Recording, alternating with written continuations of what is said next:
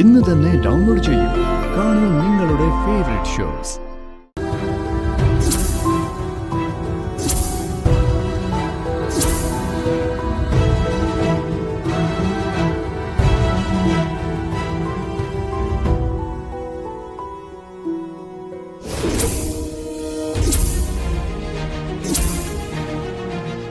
ജഗ,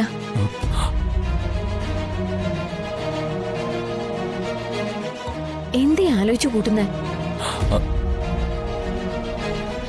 അവരെ ആശ്വസിപ്പിക്കാൻ എന്തെങ്കിലും ഒന്ന് പറയാൻ പാടില്ലായിരുന്നോ? പിന്നെ എന്റെ മനസ്സിന്റെ ആശ്വാസം തേടി നടക്കുക ഞാൻ. എനിക്ക് വന്ദനോട് ഒരു കാര്യം പറയാനുണ്ടെന്ന് പറഞ്ഞിരുന്നല്ലോ. റിസോർട്ടിൽ പോയിട്ട് വന്നിട്ട് പറയാമെന്ന് വന്ദനയും പറഞ്ഞു. ഓർക്കുന്നില്ലേ? ആ, ഓർക്കുന്നു. അല്ല, അത് പറയാൻ ഇത്രയും തയ്യാറെടുപ്പുകളൊക്കെ വേണോ? വേണം. നമുക്ക് അങ്ങോട്ട് മാറി നിന്ന് സംസാരിക്കാം.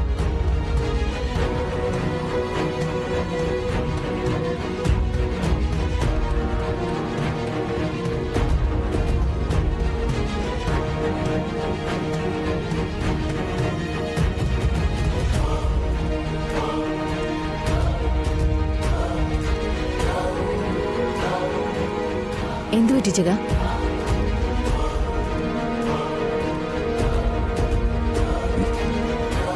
അത് ഞാൻ ജഗ,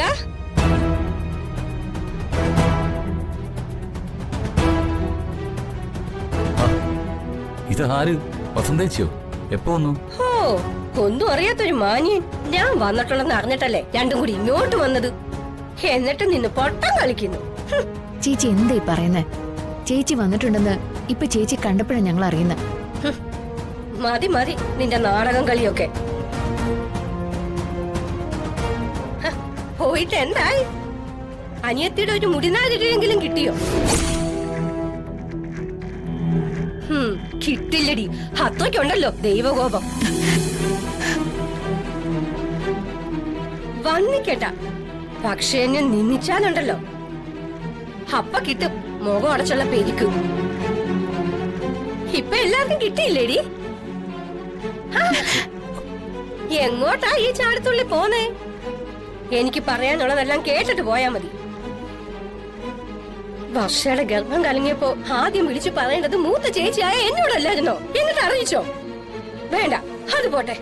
കുടുംബാംഗങ്ങൾ എല്ലാരും കൂടി വിനോദയാത്രയ്ക്ക് പോയപ്പോ മുന്നിൽ നിർത്തേണ്ടത് മൂത്ത ചേച്ചിയെ എന്നെ അല്ലായിരുന്നോ? അതും ചെയ്തില്ല.